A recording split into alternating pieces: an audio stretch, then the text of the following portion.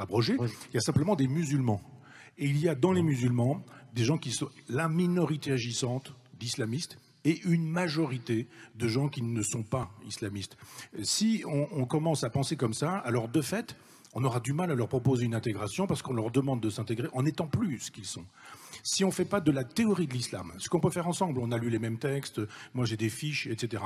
Et il faut le dire, il y a effectivement des versets qui sont des versets homophobes, misogynes, phallocrates, etc. Mais combien dans la totalité d'un texte? Pas beaucoup, ils sont minoritaires, exactement comme il y a des versets, enfin des moments minoritaires dans la Bible où on peut effectivement estimer que quand Jésus, par exemple, chasse les marchands du temple, c'est d'ailleurs un texte qui plaisait beaucoup à Adolf Hitler, dont je rappelle qu'il n'a jamais été païen, mais qu'il était catholique, je pense que c'est une logique du prélèvement, la question de l'islam. Et le prélèvement, si la République n'aide pas à prélever dans le Coran ce qui mérite d'être prélevé, en écartant ce qui ne mérite pas d'être prélevé, cette idée que effectivement la parole, la voix d'une femme ne pèse pas la voix d'un homme quand il s'agit d'être dans la logique du témoignage ou que dans l'héritage, etc., etc. On peut faire ça. Vous le savez tellement bien que ça a été possible avec Napoléon, qu'il l'a fait avec les Juifs, cette possibilité de dire, mais il y a la possibilité avec cette espèce d'islam dans lequel il y a tout et le contraire de tout. Des choses terribles. Non. Si, il y a des choses. Il n'y a pas tout et le contraire de tout. Mais si.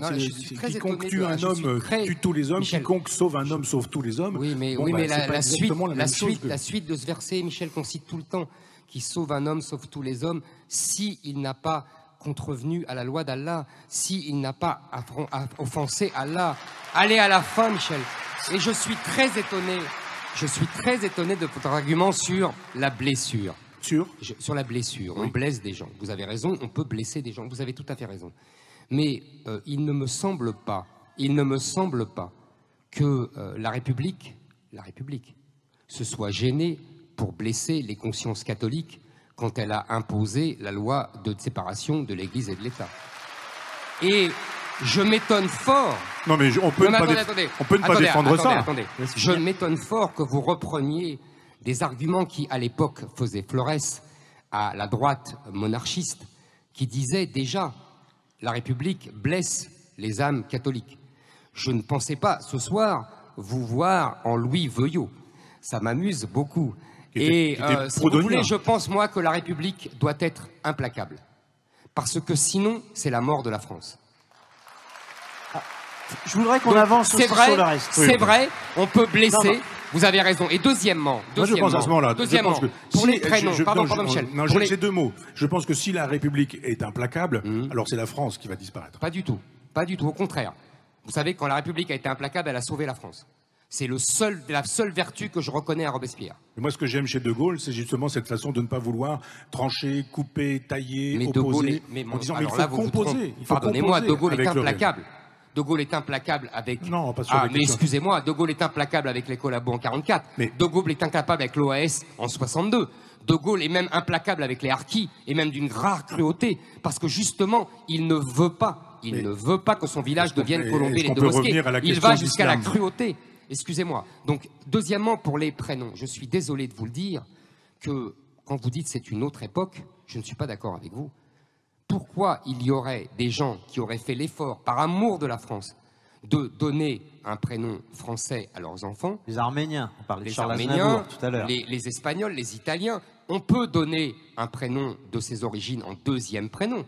La loi était bien faite. On peut donner un troisième prénom. Il y a une grande liberté. Hein.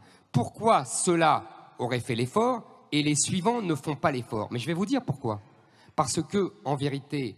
Et une fois de plus, vous allez me reprocher d'essentialiser, mais l'islam est une fantastique machine à assimiler. Donc elle assimile à l'envers. Quand quelqu'un se convertit à l'islam, il change de prénom, mon cher Michel. Non mais... Oui. Alors Michel, vous répondez, mais après, on passe à autre chose, parce qu'on n'a plus beaucoup de temps. Non, mais il faut le temps quand même sur ce sujet-là, parce que si on fait de la théologie, faisons de la théologie, il n'y aura aucun problème. Mais faisons aussi de l'histoire. Mais si, c'est de la théologie quand même. Et faisons aussi de l'histoire. Cette façon de dire les musulmans, c'est quand même étonnant de voir... Je suis juste en train d'essayer de répondre. En disant vous me prêtez quelque chose que je n'ai pas dit. j'ai pas encore dit ce que vous aviez dit. Vous m'avez dit les musulmans. Je suis en train de m'apprêter à dire des choses dont vous pourrez dire ensuite que vous n'êtes pas d'accord avec. Mais regardez par exemple quel est le statut de l'islam asiatique en France. Pas du tout le même que le statut de l'islam maghrébin, qui n'est pas du tout le même que le statut de l'islam turc, qui n'est pas du tout le même que le statut de l'islam iranien. Il y a en Iran, on a parlé tout à l'heure, il y a avec la Perse une longue tradition culturelle qui fait que l'islam de l'Iran n'est pas l'islam de l'Arabie Saoudite. Non, c'est chiite et sunnite. Pas seulement, c'est pas seulement ça la différence, c'est pas seulement ça. C'est-à-dire que quand on a 2, 3, 4, 5 000 ans de culture derrière soi, on ne fait pas l'économie de ces 2 ou 3 000 ans. Et la Perse, enfin l'Iran d'aujourd'hui, dispose de ce passé-là, ce qui n'est pas exactement le cas de l'Arabie Saoudite. Enfin, je veux dire que si... Pardon, je suis tout à fait d'accord avec vous, Michel. Un mot. Mais Atatürk, ça n'empêche pas que Khomeini dit l'islam est politique ou n'est rien. Khomeini, l'Iranien, le Perse. Exactement, ils pensent la même chose finalement que l'Arabie Saoudite. Mais évidemment, dans la logique de la théocratie. Il y a une grande unité, mais l'islam est théocratique par essence, Michel. Pas chez des musulmans qui sont républicains. Par essence, Mahomet est le beau prophète et le beau modèle. Et Mahomet est un chef de guerre, un chef politique temporel. Et un chef religieux. Dès le début, l'islam commence là. C'est ça les Et est-ce qu'il ne s'est rien passé depuis ? Il s'est passé l'histoire, justement. Il ne s'est rien passé depuis. Mais on ne peut pas être si féru d'histoire comme vous l'êtes en essentialisant et en disant que l'islam... Je n'essentialise pas. Je dis il y a une civilisation islamique, il y a une religion qui est plus qu'une religion, et il y a des musulmans qui peuvent se détacher de cet islam-là. C'est le contraire de l'essentialisation. Si vous en êtes d'accord, parce qu'on ne vous mettra pas d'accord précisément,